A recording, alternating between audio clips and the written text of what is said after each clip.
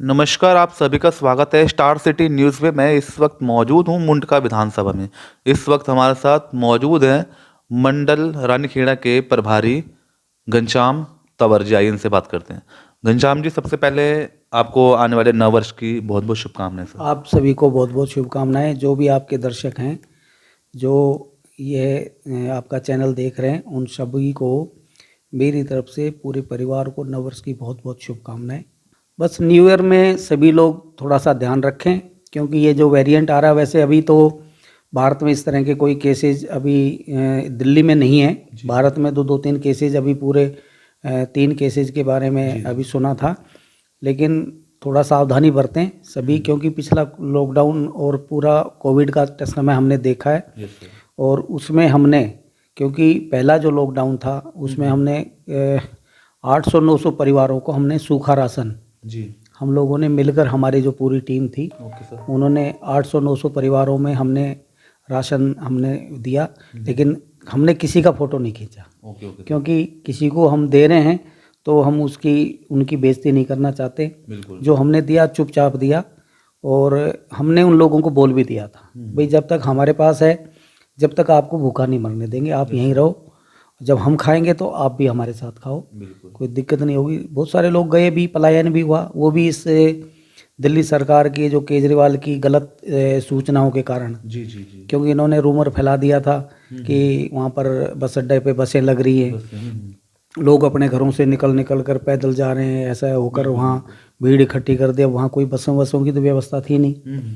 और उसके बाद लोगों ने फिर जब घर से निकल गए तो लोग फिर सड़कों पे निकल गए, तो उसका बड़ा गलत इम्पैक्ट हुआ।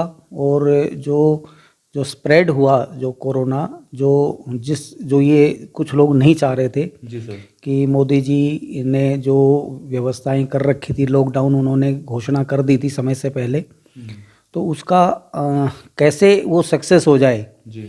इसलिए इन जो राजनीतिक जो पार्टियां, उनमें हमारे दिल्ली में जैसे श्रीमान जी केजरीवाल जी हैं, वो हर चीज़ में राजनीति करते हैं, और उन्होंने उसका जो है ना गलत जो है ना मैसेज किया लोगों को, और लोग सड़कों पे आ गए।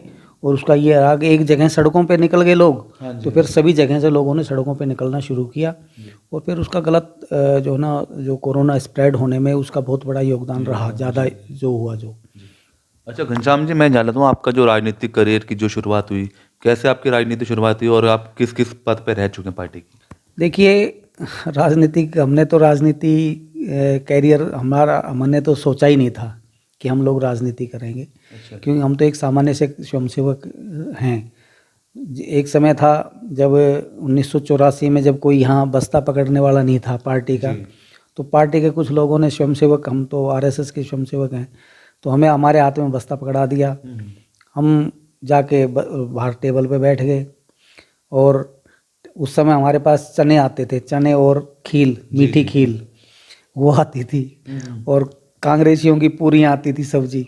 हमें वो पूरियाँ सब्जी कांग्रेसी चिढ़ा चिढ़ा के खाते थे। तो अब हम उस समय समझ नहीं थी हम भी, बिल्कुल बिल्कुल। तो नहीं तो उनसे जो है ना, जो ये लगता था नहीं, ये तो कांग्रेसियों की पूरी सब्जी हम नहीं खाएंगे। तो हम 2-3 स्वयंसेवक थे, तो वो टेबल पे बैठते थे, मैं घर जाके अपने घर खाना खा के आता था, जी।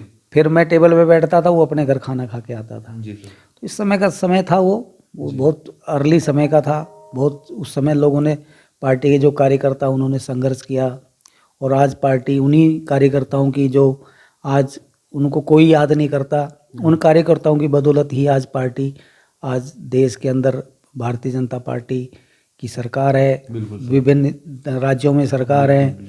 देश का राष्ट्रपति भारतीय जनता पार्टी का है, देश का प्रधानमंत्री भारतीय जनता पार्टी के हैं, और देश के प्रधानमंत्री मोदी जी ने जो काम किया, जो कोई सोच भी नहीं सकता था। बिल्कुल सर। जो ऐसी जो कोई राजनीतिक व्यक्ति जो थोड़ी बहुत समझ रखता है, वो भी नहीं सोच सकता था धारा 370 हटेगी, और मोदी जी ने वो कारनामा कर दिखाया। जो 550 साल पहले जो राम मंदिर के बारे में लोग सोचते थे, लोग हमारे जो भारतीय जनता पार्टी के विरोधी थे, वो ये कहते थे कि भाई तारीख कब बताओगे मंदिर, तो हम कहते थे कि सौगंध राम की खाते हम मंदिर वहीं बनाएंगे।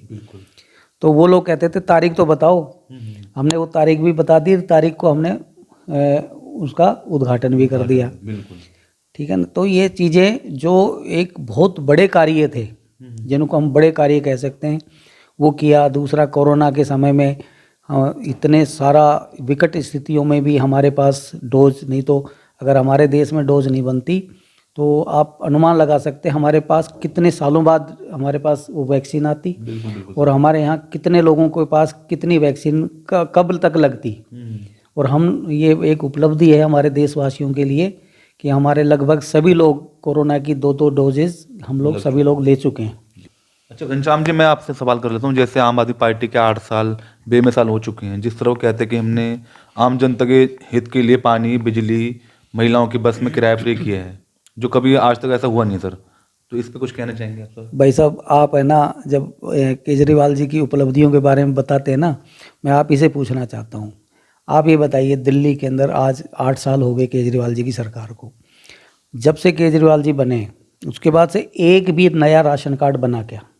एक भी single ration card? Kejriwal ji, मैं आपके चैनल के माध्यम से मैं सभी लोगों से पूछना चाहता हूँ कि एक भी नया राशन कार्ड बना क्या? जो बच्चे, जो छोटे बच्चे थे, आज वो 8-8 साल के हो गए, उनके नाम ऐड होने में भी बड़ी मुश्किलें होती हैं। वो ऑनलाइन जाते हैं और ऑनलाइन पे बेचारे 100-200 रुपये दे के आते हैं माँ बाप, और वहाँ भाई वो भी ऑनलाइन, वो जो है ना कैफ़े वाले भी कह देते भैया हो जाएगा तो तुम्हारी, वो भगवान की मर्जी है, हो जाए तो हो जाए, नहीं तो ना होए।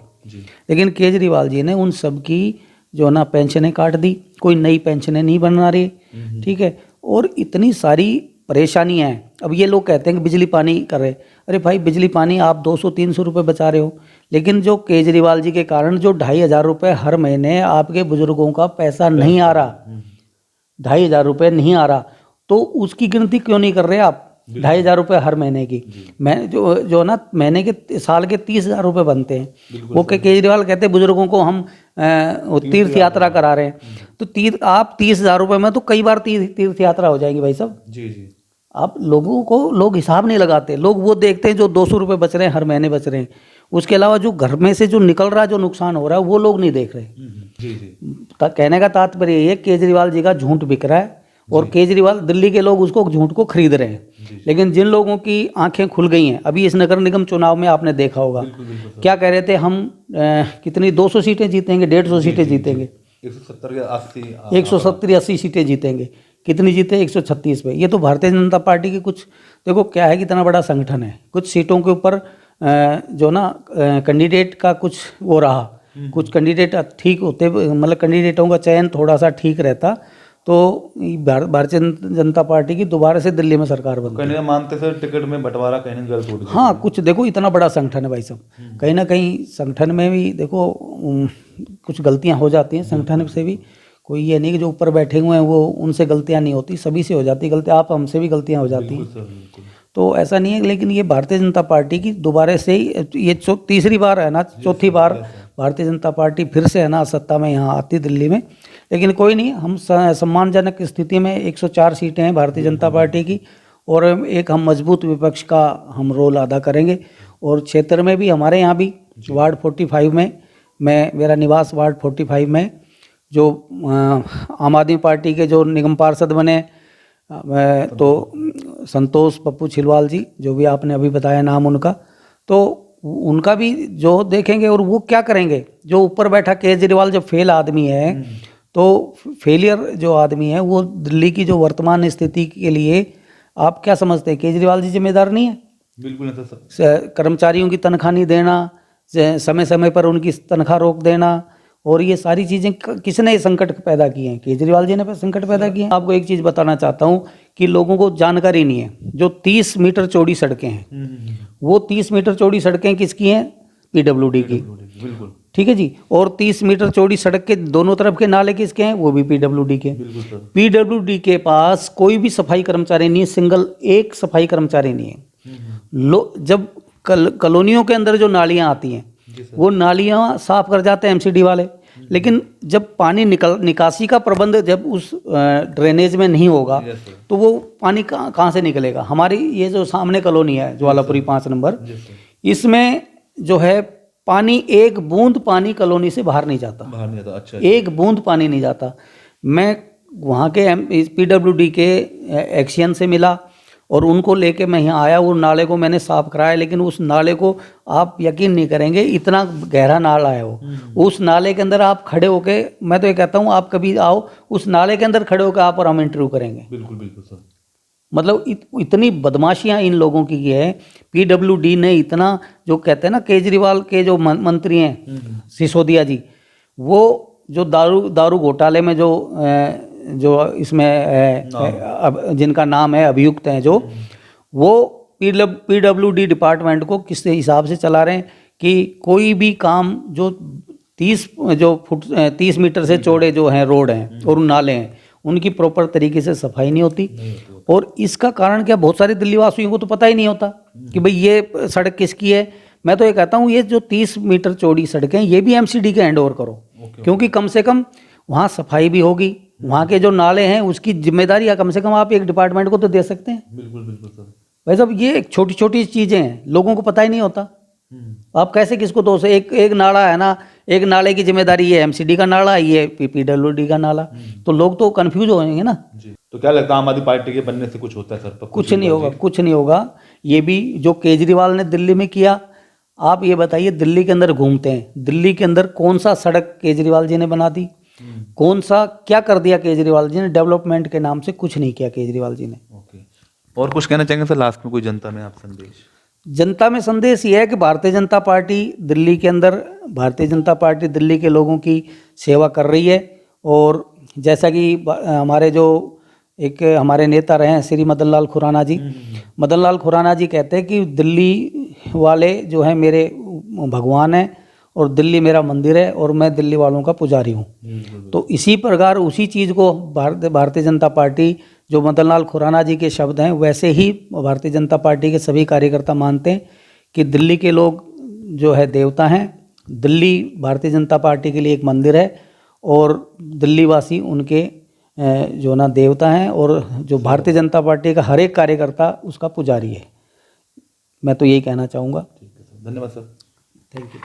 तो ये हमारी सीधी बात घनश्याम तंवर जी से, स्टार सिटी के साथ मैं जितेंद्र गुप्ता।